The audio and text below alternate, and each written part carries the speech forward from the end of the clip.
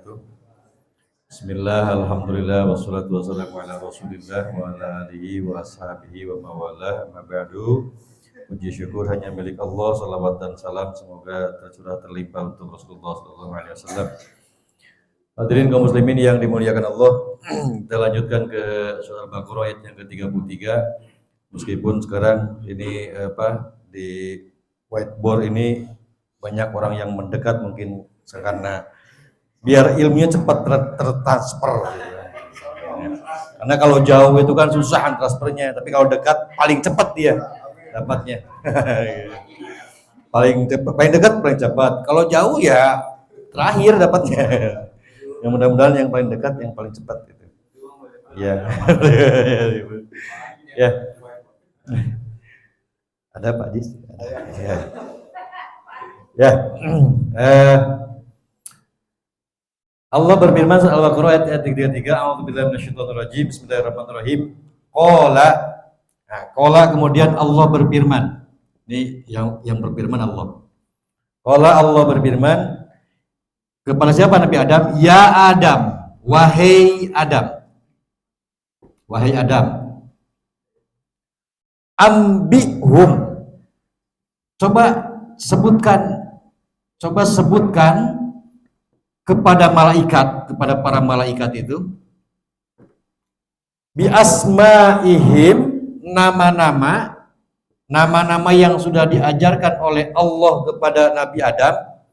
Kan sebelumnya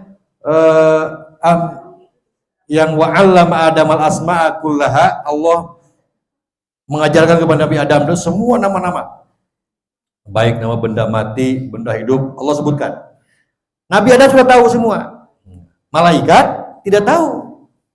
Malaikat itu tidak tahu, Nabi Adam tahu. Maka Nabi Adam sudah tahu duluan, kata Allah, coba Adam, yang telah aku ceritakan tadi itu, yang telah aku sebutkan kepada kalian, kepada kamu Adam, tolong sebutkan nama-nama itu kepada para malaikat. Karena malaikat tidak tahu itu. Falamma, dan ketika anbahum, Nabi Adam menceritakan kepada para malaikat, biasmaihim, dengan nama-nama yang setelah disebutkan oleh Allah, kemudian disebutkan kepada para malaikat kembali nama-namanya, nama-nama benda-benda mati itu, nama-nama benda baik yang mati maupun hidup. Qala, kemudian Allah berfirman lagi, Allah, alam akul, alam, bukankah akul telah aku katakan, jadi aku katakan lakum kepada kalian wahai malaikat, kepada malaikat, ini bukan ini budi. Ada budi. Ini sesungguhnya aku. Nah, bukan ini budi, itu budi. Ini sesungguhnya aku a'lamu, lebih tahu. Ini kalau a'lamu asalnya kan dari alama ya, alima. Asalnya tahu. Kalau pakai a'lamu itu namanya isim tabdil, lebih. Jadi kalau alima tahu, kalau a'lamu lebih tahu. Kalau jamala itu cantik, kalau lebih cantik namanya ajmala. Itu ya, paham Pak Irfan? Ya. Kemudian itu atas parma. Nah, ini udah ke transfer tuh. Ini sungguhnya aku, kata Allah, alamu, lebih tahu ghaiba, yang rahasia, ya. Rahasia. As-samawati, yang ada di langit. Wal ardi, dan di bumi. Wa alamu, dan Allah, wa alamu, dan aku lebih tahu, kata Allah. Aku lebih tahu lagi. Ma tubduna, ma itu apapun, apa saja, tubduna yang kalian zahirkan, yang tampak. Ya jelas yang tampak mah Pak Ajis kita tahu gitu. Tetapi wa ma kuntum, dan apa yang, kenapa ini hapus? Wa ma kuntum, dan apa yang kalian taktumun, sembunyikan. Jadi Allah itu tahu apa yang ditampakkan dan disembunyikan. Ayat ini memberikan gambaran begini, Pak. Jadi satu, Adam itu lebih pintar daripada malaikat. Tuh hebatnya orang, manusia lebih pintar daripada malaikat. Adam bisa ngajarkan ke malaikat. Itu satu. Yang kedua, Allah itu menciptakan sesuatu itu Allah lebih tahu daripada malaikat. Kan Allah menciptakan khalifah itu ditentang oleh malaikat. Mencukur mah kerenaonan tuh Gusti nyiptakeun Adam pan ngerik ibadah mah tuh kuring we unggul geus ibadah mah. Kuring mah leuwih ibadah tibatan Nabi Adam atau tibatan manusia tibatan khalifah gitu. Tapi Allah itu lebih tahu, makanya jawaban Allah apa?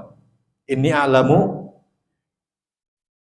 ghaibas samawati wal ard. Aku lebih tahu yang rahasia yang tersembunyi di langit dan di bumi. Jadi Allah itu menciptakan sesuatu pasti ada hikmahnya. Itu persis seperti begini, Pak. Persis begini. Ini bukan hanya Allah menciptakan Adam, tetapi kalau Allah menciptakan suasana kondisi kita nih. Pokoknya Allah berikan kita kesedihan. Ulah ngarasulah, Pak. Ngarasulah kalau teh Gusti meniku ka kuring teh meniki kieu teuing. Ulah. Sebab Allah tahu kenapa Allah ngasih ujian kepada orang itu. Allah tahu. Allah tahu kapasitas yang diberikan ujian. Ku Allah teh diciptakan kepada seorang kekayaan. Allah lebih tahu kenapa memberikan kekayaan kepada dia. Tidak perlu protes. Jangan protes. Allah nyiptakan kata tangga benghar ai orang miskin. Ulah protes. Sebab Allah tahu. Allah lebih tahu kenapa memberi kekayaan kepada tangga, sedangkan kita tidak. Kenapa Allah memberikan ujian yang begitu berat kepada kita, itu Allah lebih tahu. Ulah protes. Sebab kalau protes, kata Allah, inni a'lamu ghaibas samawati wal ard. Allah tahu. Nah, itu persis seperti begitu ya. Jadi kalau Allah memberikan suasana atau kondisi apapun kepada kita, tidak usah protes kepada Allah. Maka kalau mau protes silahkan adukan kepada Allah permasalahannya.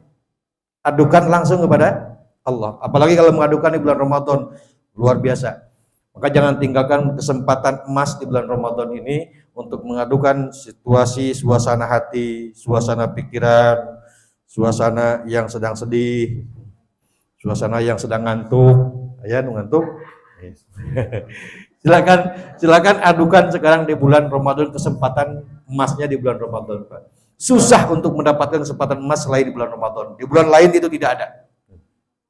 Nah, itu gambaran dari surat Al-Baqarah ayat yang ke-33. Satu, kita manusia lebih pintar daripada malaikat. Kedua, apapun bentuk penciptaan Allah, baik itu bentuk ciptaan fisik maupun non fisik. Fisiknya Allah ciptakan seperti Nabi Adam, non fisiknya seperti suasana hati kita, suasana pikir kita, suasana kondisi kekayaan kita, kemiskinan kita, kesedihan kita, kebahagiaan kita, itu sebenarnya ciptaan oleh Allah.